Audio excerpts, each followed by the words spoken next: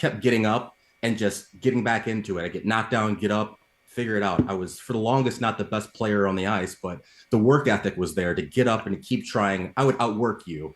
Was it hard luck beats talent when talent doesn't work hard?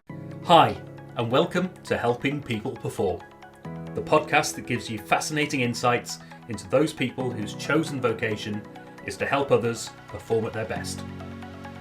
From consultants to teachers, sports coaches to financial advisors, all of my guests share a passion for getting the most out of individuals, teams, and organisations.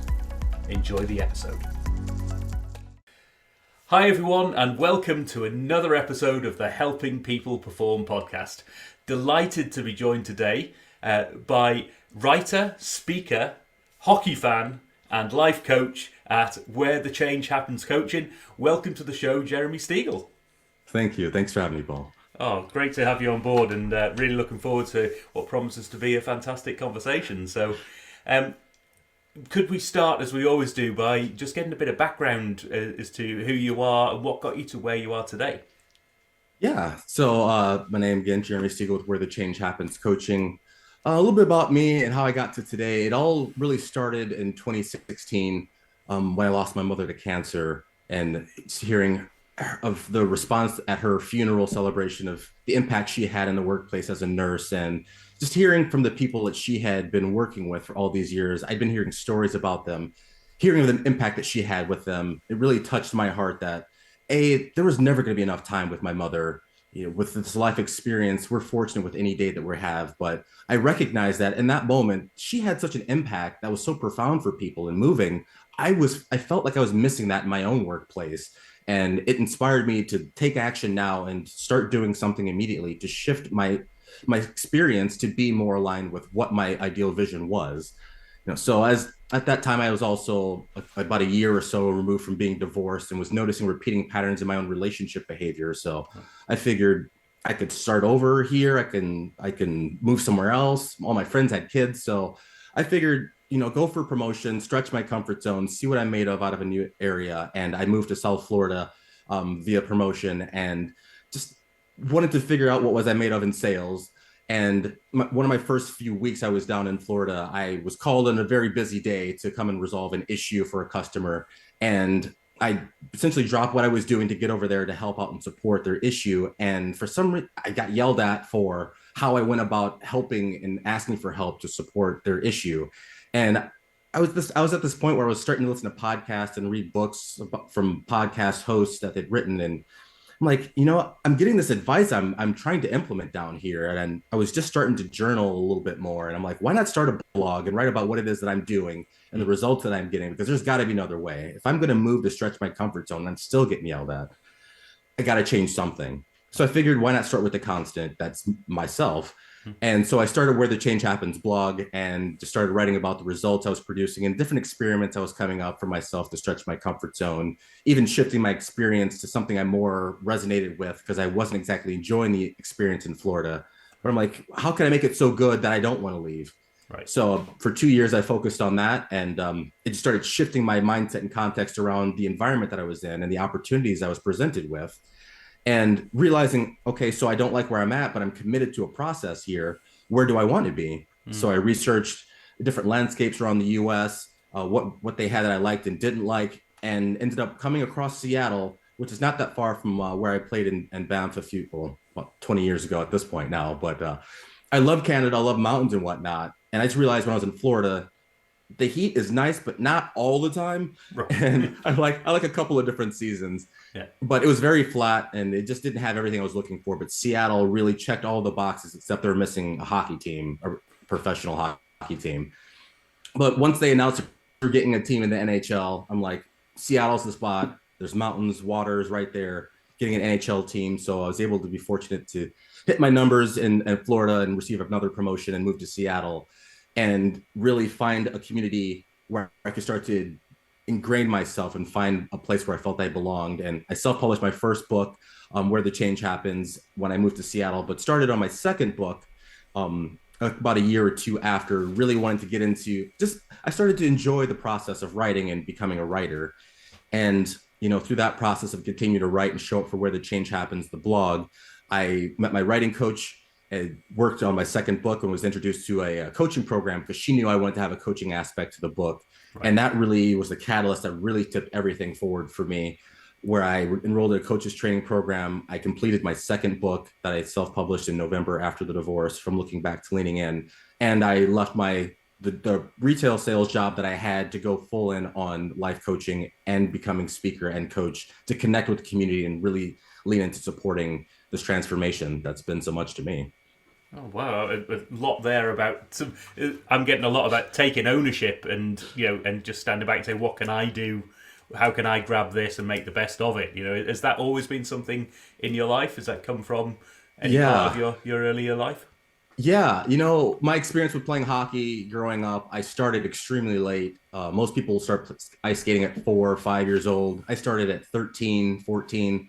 So I was a decade behind, but I loved the game. I just wanted I kept getting up and just getting back into it. I get knocked down, get up, figure it out. I was, for the longest, not the best player on the ice, but the work ethic was there to get up and to keep trying. I would outwork you. Was it hard luck beats talent when talent doesn't work hard or something like that? Sounds good. And in terms of the book, then, one, tell us a little bit what it's about and a bit deeper on that front. But two, what was the process like from a self-publishing perspective? Because I'm sure a lot of our listeners are keen to potentially write a book or self-publish a book one day. Any advice and tips on there? So let's start with Yeah. what it's all about first. Yeah, yeah. I had a lightning bolt one night that hit me that said, I want to write a book, but I had no idea where to begin or how to start. So Right. for me, it was like going to personal development events and asking people who had written books, can you tell me something that you have done that would help me, like with writing my own book or in my own journey? Like, what's one thing that you didn't know? And so it was just, continue to lean into the craft, spend time showing up, dedicated writing every day. So, journaling became part of my morning routine and a constant, to this day, every day I write something. And the first book, Where the Change Happens, I call it a personal development, the traditional type of a book where these are the exercises that I did and the results that I was able to produce, Right. and some things that you can try in your own life to see how it works for you, or maybe you can iterate off of that and come up with a format that that suits your needs of transformation and creating change and purpose and whatnot. Hmm. And so really that process, you know, it was, leading into like, who edits the book, how do you get on to Amazon? And Yeah. again, going to personal development events, I went to one called the Best Year Ever Blueprint that had a speaker on stage who's had a book called Published. And it was all about the self-publishing process. Right. And it was every step of what to do on Amazon, how to get your information uploaded, where to go to hire people to edit your book, to support marketing it on like Fiverr.com or, Readsy, different, resources that are out there, Upwork, Guru. There's so many places that I could find support. But at the end of the day, it came down to me sitting down and organizing what did I want to say, and then organizing it in a manner that it was a consistent theme, and then recognizing the chapters. Again, getting support. I spoke with so many people over probably a year and a half of figuring out the first book. And I just wanted to see what can I create on my own based on the information that I've gotten, which is Where the Change Happens is. Right. The second book, After the Divorce, From Looking Back to Leaning In, is a fiction parable. So it's an immersive story of an individual going through a challenging situation at work and experiencing divorce, trying to create momentum moving forward. It's like, I don't know what to do. I'm trying, and ends up meeting a life coach. And it's that journey of working with a life coach to create transformation in your life where you see it's meaningful. And, that process, working with a writing coach was helpful for writing dialogue to make sure that I was staying on point, that I wasn't going too deep into the weeds. I mean, even when I found the end of the book, I was thinking I was going to be writing another 2 chapters or so. And they're like, no, this is it. This is where you put the period. Right. So just having that support, was really helpful. Just having that accountability of having chapters due and just breaking down everything into the smaller steps so that it's coming up with the conversation. Well, what do I want to talk about? How does the conversation go? And then just kind of, building off of that and being willing to take the time that it needs Right. to develop organically, but ask for support as I needed. And yet, Yeah, now it's a thing that I'm able to do with self-publishing on Amazon, with getting book covers designed and reaching out to my network regarding like cover designs and getting feedback on chapters and whatnot, and Right. just really asking the community around me for support as well. Like, this is what I've been working on. Like, where Yeah. do you think this lands? And Right. taking that feedback and then deciding where I want to go from there. And Oh. here we are. Wonderful. I think it's amazing how not only have you gone and done it and released not just one but two books, but that two different styles of books as well, because that can be quite a change of mindset and a change of approach, can't it? Yeah, yeah. I didn't want it to be like about just me and what I did. Mm. And I also didn't want to, also part of it was, fear of, getting sued for, quoting or citing a source or something like that. So that did play into part of the differences in the books. But, it's just, I wanted to connect with more people than just those who are already reading personal development books and looking Right. for that content. I wanted to Yeah. connect with an audience of people who don't know what life coaching is, but would engage if they knew what it was, Right. and to tap into an audience of people who are willing to read and process that information for themselves and take and implement for themselves, from their own creative aspects. So Yeah. just trying to connect with as many people and meet people where they are with Yeah. how they communicate. Oh, wonderful. And one of the things that I'm trying to do with this podcast as well is to get out that message to people in terms of the different types of help that are out there and Yeah. the different roles, the different roles and vocations that people can go out and do for themselves. But Mm-hmm. also, they might be inspired to do that to get some inspiration from a life coach approach into some consultancy or facilitation. They might want to switch that round, or they might go, "Do you know what? I'm a people leader. I'm doing an executive in business. I hadn't really thought about this life coaching thing, but now I've heard more about what it actually is and what it means. That's the kind of message I'm trying to get out, so I can get people Yeah. connected to that help.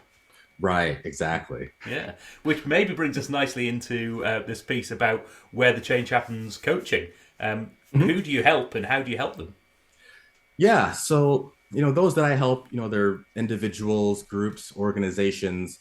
But really what resonated with me after the first book, what came out was, we started hearing about the great resignation, the COVID isolation, because my first book came out just like a month or two before COVID 19 became a thing. And I don't know if you remember, but the first case of COVID in the United States was just outside of Seattle. So it Oh, was a very interesting place to be at all of that. So seeing how people were, shutting down and how things started to like just become a little bit more disconnected. mm, I wanted to be part of that conversation to bring people together. There's a lot of, you know, issues that my country is going through, and especially around racial tension and whatnot. And mm. it's like, how can I contribute to a conversation without standing in the middle of the issue and ending up in a bad situation since I'm here by myself. So, Right. so getting into group or single or coaching one-on-one, talking about compassion and empathy, or previous experience, how we react from what we know, what we've done before. Hmm. Those who would deal with mind chatter, self-doubt. I've been in those cycles of overwhelm, and seeking support on that journey has been transformational for me. So those are people that I resonate with. Also, those whose winning strategy has gotten them so far, but now is becoming a barrier to progress and to expanding into the next version of who they can be in possibility in the world here. Yeah. So really how I help is, through that coaching process of challenging, your thinking process of what is possible, discussing more about the commitment and purpose behind what it is that we're having coaching sessions around, Hmm. and even having co-creating practice areas and creating a project design so that we're coming up with actionable steps that we can weekly discuss on how that is impacting your progress around what you want to create or what brings you to coaching.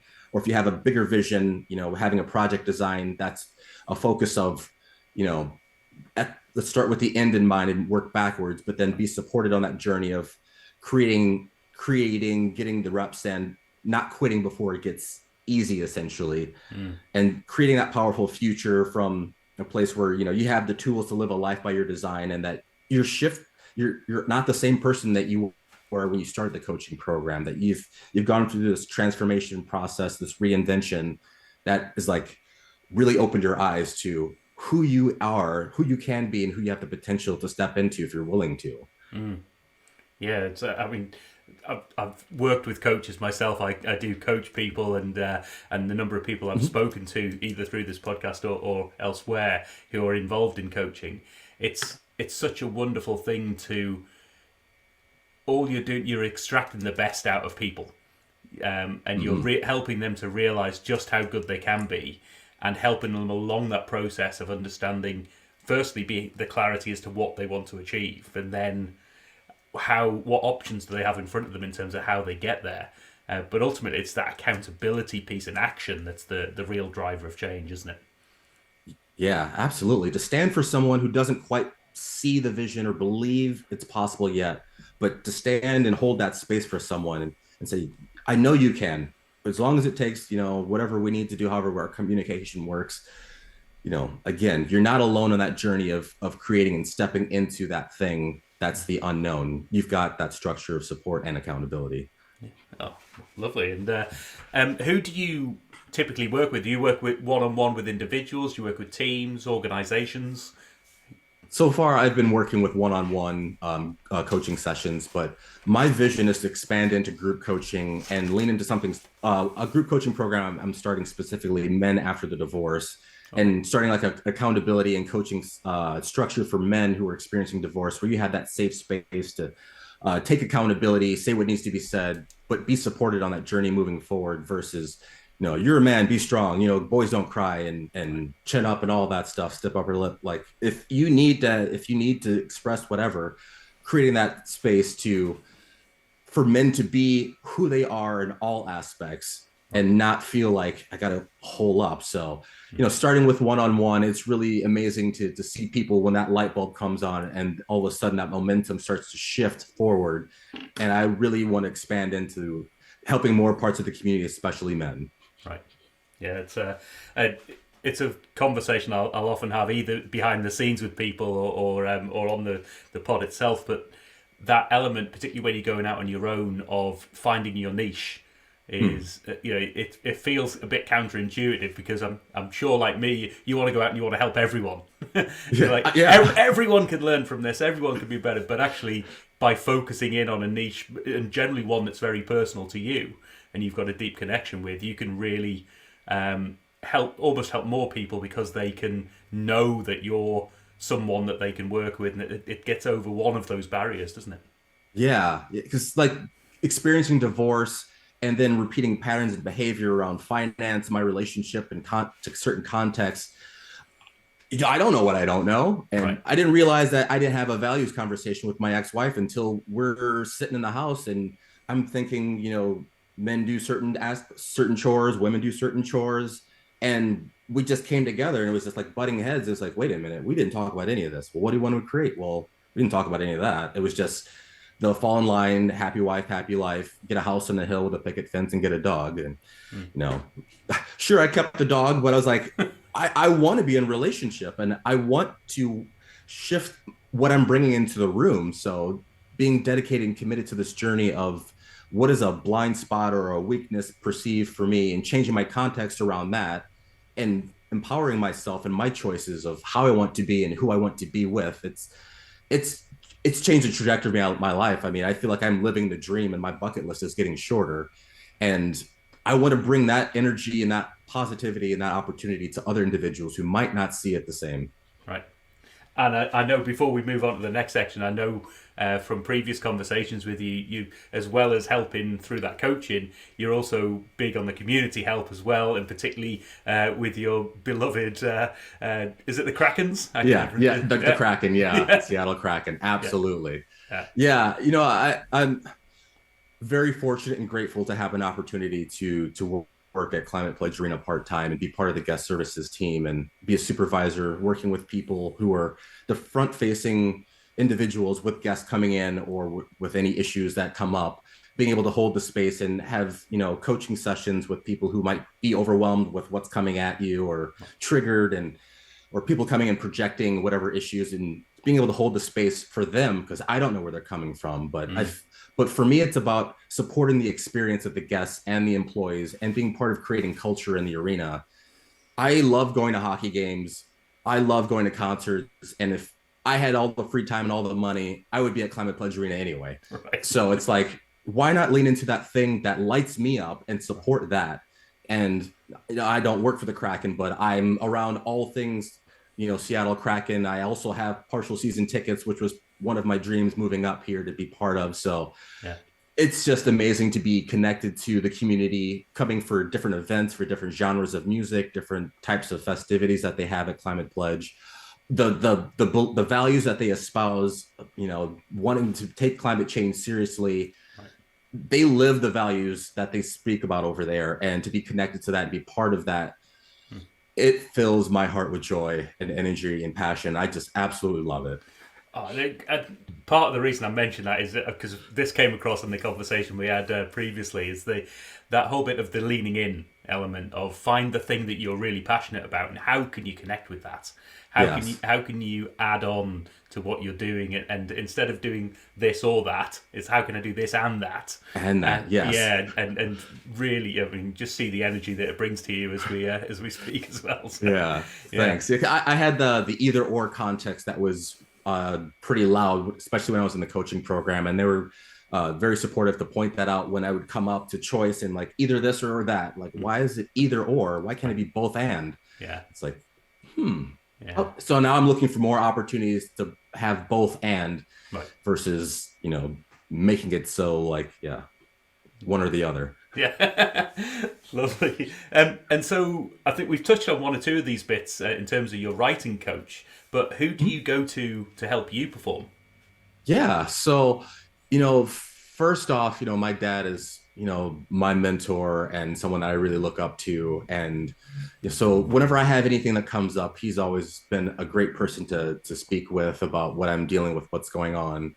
My brother down in LA, Jermaine, I talk to him, often as well when I need support, because he's also an entrepreneur and he's been through, this journey of building a business from the ground up and having a family. Like he's very rooted in sound principles, and I love being able to connect with my brother, not have like an issue or a sibling rivalry, none of that. Like Right. he's my support structure, but also my best friends, back out in Iowa, or I mean, I got friends that are in Canada and Florida, they're everywhere now. So, reaching out to my network and my community, um, if I want to get less, just get more of that perspective of in the world what my friends are doing, or if I want to go professional, then I've got all the people who are the cohorts of my training program that I can speak to about coaching, or the coach that I worked with as well too. I can always reach out to her and have a conversation and get some sessions booked where we can start to create a new path forward. But most recently, I met a hypnotherapist who introduced me to some new practices, which have been very supportive. That if I'm feeling jazzed or whatever, to help me find that center lane and connect with myself and be able to move forward. So yeah, having like a panel of people that I know I can trust their advice, that what they say, I'm acting on that it's cutting straight to the core. I feel like that's something that's very valuable. And actually I mentioned it in the first book, Where the Change Happens. And it's funny that I'm still doing it. It's like, no, I believe it. Yeah, I think it's so important, particularly as a lot of us in the field are the sort of solopreneur. You're out on your own. You're doing your thing, and it's very easy to get caught up, particularly when your chosen vocation, your chosen purpose in life is to help others, to try to give and give and give, and you've got to stand back and you've got to help yourself and you've got to sharpen your saw and get your own skill set up as well, haven't you? Yeah, and having a well-being practice to take care of ourselves. I just happened to come across podcasts that had talked about putting certain things together. So I came up with a list of my own. But then when I was in the coaching training program, it was one of their specific exercises. And I'm like, okay, this is good that I already tapped into that. Yeah. But having any practice, whether it's going for a walk in nature, playing a guitar, there's so many different things. There's a list, meditation and hypnotherapy, whatever, that mindfulness work, having that practice, that something comes up, like I can tap into, I have a practice for that. Right. And then whatever the process needs to cycle out, but you're back at it. Yeah. Ah, lovely. And quick question then about who would you most like to help if you had the opportunity to, with the skill set and the experience that you've got?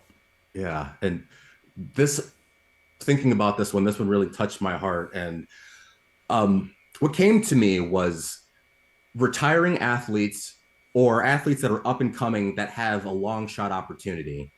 Like for me, starting to play hockey at a late age, having the opportunity to play junior hockey in Banff, Alberta. I was 18. I just graduated high school. My window to get drafted to the NHL had closed by that point. But my perseverance had gotten me so far, and to see how much further I had opportunity to achieve, you know, experience or supporting the journey that was my journey with professional hockey and having season tickets. I want to support these players, these individuals, these athletes anywhere who are committing themselves and dedicating themselves to developing their skills and ability at a craft. They're focused at it and they're able to rise to a certain level, but then all of a sudden you get to a point where there's a barrier where, what do I do when I retire? What's my identity? What do I do? I have no idea where to go, or I'm never going to make it to the next level. This guy's better than me. Like I'm too short. I'm not big enough, whatever. Like there is something there in that spot, that little gap, that if I could coach anywhere and support that journey of transformation, that's the new dream. I just realized that thanks to you asking me that question. So I really appreciate it. There you go. A coaching question that's leading to a change in life. That's what we're all about. Yes, thank you. And if we flip that question on its head a little bit in terms of who would you like to sit down with, have a cup of coffee, have a drink, have a meal, so that you could learn from them, who would that be for you? For me, that would be Tony Robbins, without a doubt. The way that he speaks, like I actually saw him when I was in Florida, and he was part of the beginning of this journey of transformation that's gotten me to here. But to see his energy, the strength that he embodies when he's in the crowd, when he's speaking, but also the compassion that he lends, when he's in story and dealing with a vulnerable, sensitive area. I really appreciate his ability to meet people in these different ranges, but I'm telling you, when he speaks with his power, it gets the hair standing on my arms and my heartbeat starts speeding. And I'm like, you're right. Yes. Yeah. I mean, to watch this man on stage for 5 hours and like what he's got, I want some of. And if I'm getting hit with a splash of that, that's rocket fuel. Absolutely. Yeah, I mean, funnily enough, I did another recording last night. I don't know which order these things are going to go out in, but Tony Robbins was the answer from someone else as well. And I think he's such a powerhouse, as you say, in the field of self-help and just, he's got so many people, so well known that he's got so many people to think about this as a career and think about how they can make, even if it's not a career for them, how they can make changes in their own life to improve. Yeah. Yeah, and his origin story, like he didn't come from a great upbringing. He had challenges and struggle.